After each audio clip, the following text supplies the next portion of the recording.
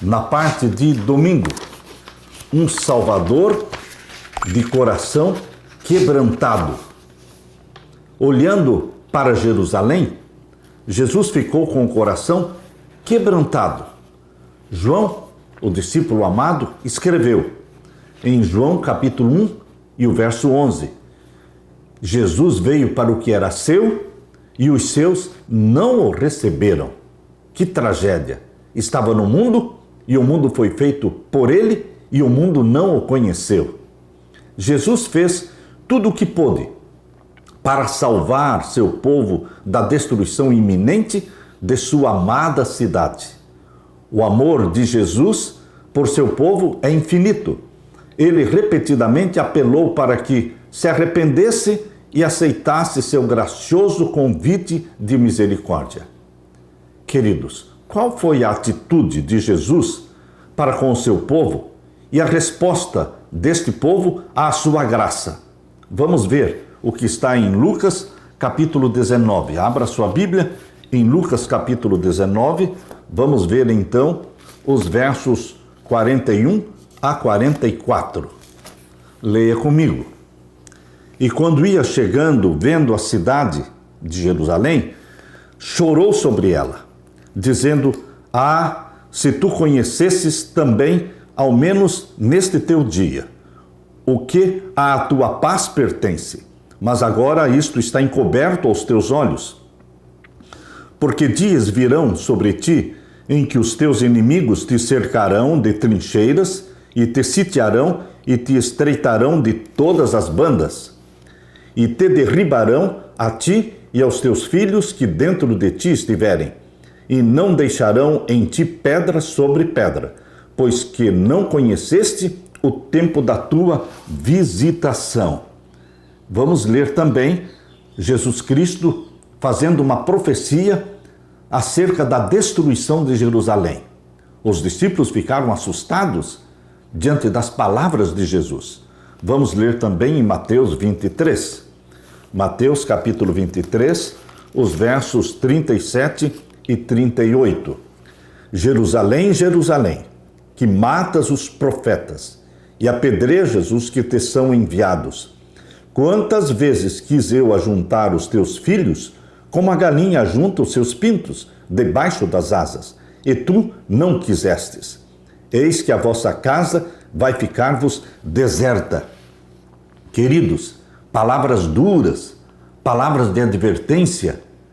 Aquele que conhece o fim desde o princípio anuncia as coisas que estão ainda por acontecer, para que quando acontecerem essas coisas, nossa fé seja fortalecida. Abra sua Bíblia também em João, o Evangelho de João, o capítulo 5, e vamos ver o verso 40. O Evangelho de João, capítulo 5 e o verso 40.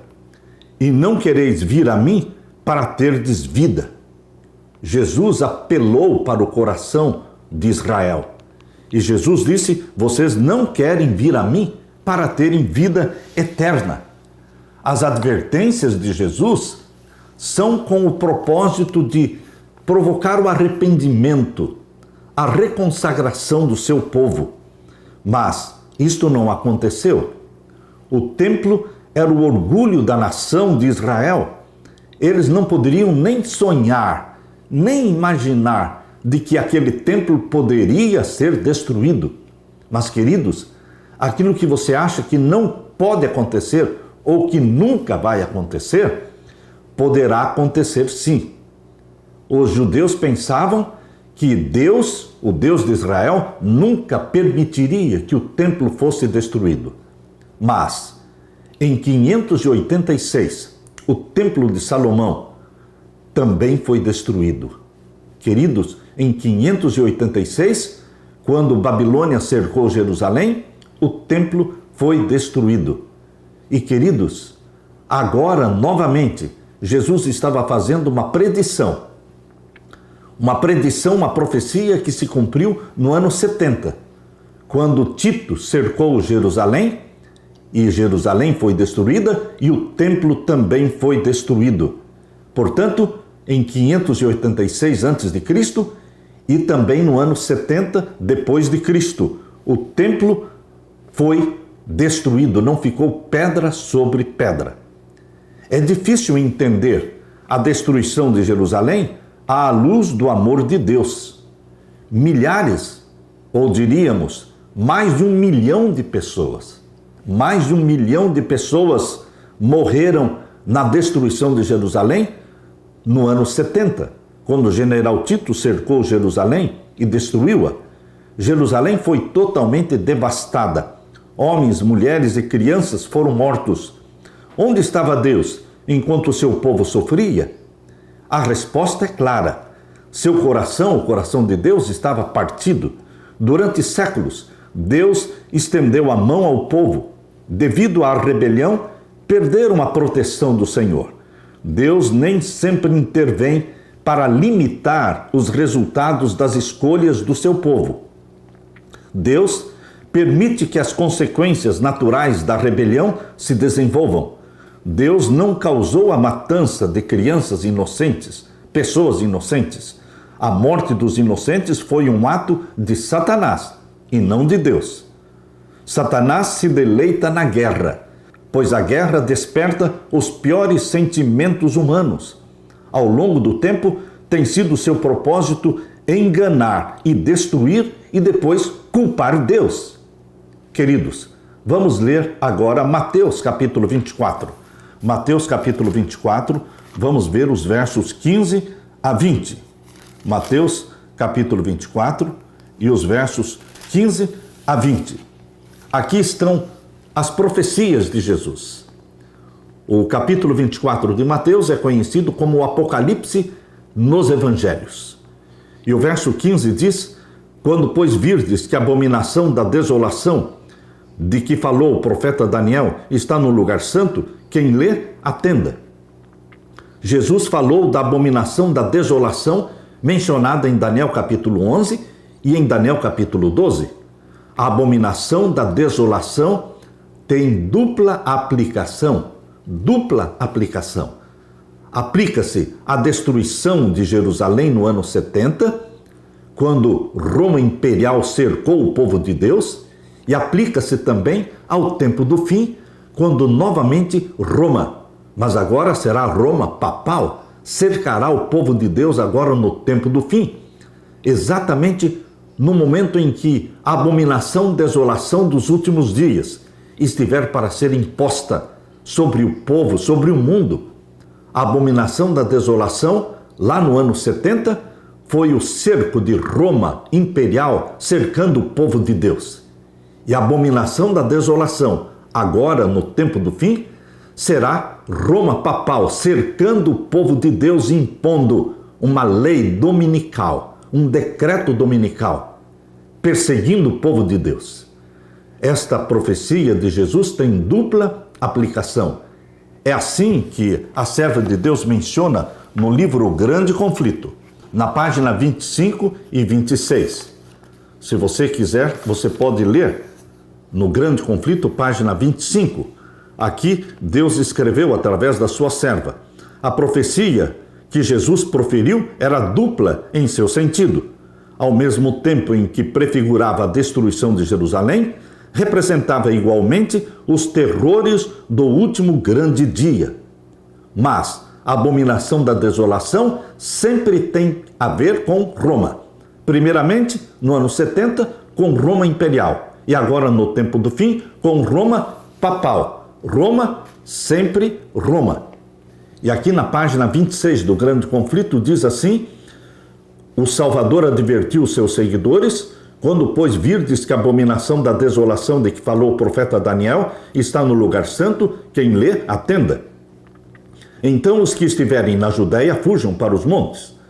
Quando os estandartes idolátricos dos romanos fossem arvorados em terra santa, a qual se estendia por alguns estádios fora dos muros da cidade, então os seguidores de Cristo deveriam achar segurança na fuga.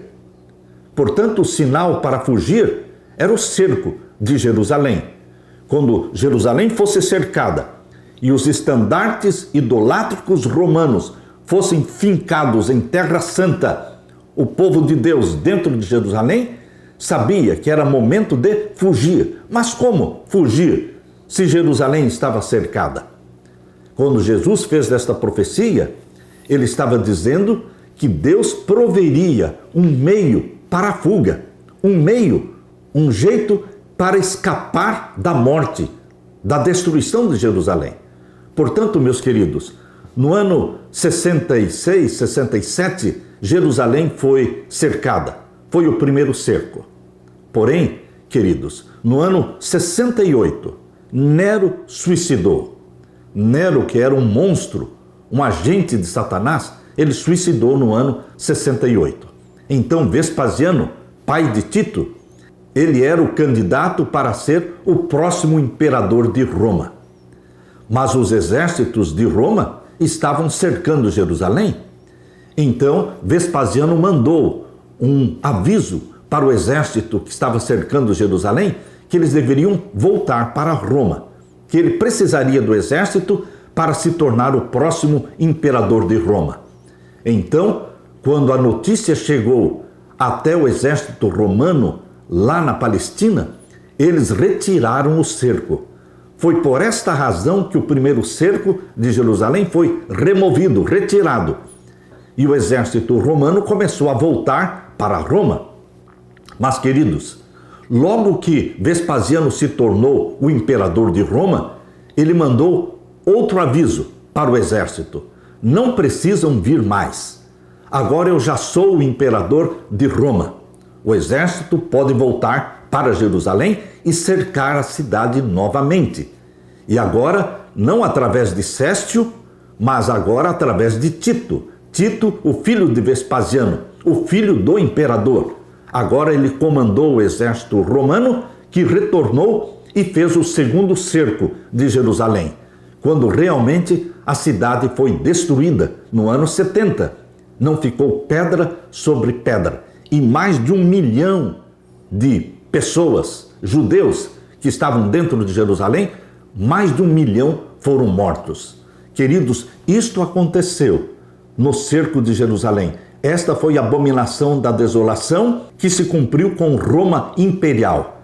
Mas, lembre-se, esta profecia tem dupla aplicação. E nós lemos aqui no Grande Conflito, na página 36. A profecia do Salvador relativa aos juízos que deveriam cair sobre Jerusalém há de ter outro cumprimento. Que outro cumprimento vai ocorrer com esta profecia de Mateus 24:15? Agora, no tempo do fim, quando através da lei dominical, Roma papal vai cercar o povo de Deus. Queridos, o primeiro cerco do povo de Deus, o primeiro cerco de Roma papal, cercando o povo de Deus, pode ser considerado como sendo a pandemia. Mas este cerco foi retirado, foi removido. E 2023 foi um ano de alívio. 2024 promete ser um ano de escravidão. O segundo cerco virá. Mas o povo de Deus deve fugir antes. Fugir para onde? Fugir para o campo. A vida no campo é a recomendação de Deus. Por isso, aqui no Grande Conflito, página 36, diz que a profecia do Salvador relativa aos juízos que deveriam cair sobre Jerusalém há de ter outro cumprimento, do qual aquela terrível desolação não foi senão uma tênue sombra. Na sorte da cidade escolhida, podemos contemplar a condenação de um mundo que rejeitou a misericórdia de Deus e calcou a pés a sua lei. E na página 37 diz: assim como Jesus preveniu seus discípulos quanto à destruição de Jerusalém, dando-lhes um sinal da ruína que se aproximava para que pudessem escapar, também Jesus advertiu o mundo quanto ao dia da destruição final, ou seja, a abominação da desolação do tempo do fim. E lhes deu sinais da sua aproximação, para que todos os que queiram possam fugir da ira vindoura, declarou Jesus, e haverá sinais no sol, na lua, nas estrelas e na terra, angústia das nações. Estes sinais, que já ocorreram em 1755, 1780 e 1833, estes sinais terão um segundo cumprimento. Tem dupla aplicação. Queridos, agora, antes de Satanás, através do poder papal, aprovar a lei dominical, antes que isso aconteça, Deus vai sacudir o mundo com os sinais mencionados na abertura do 6º selo de Apocalipse 6, 12 a 15.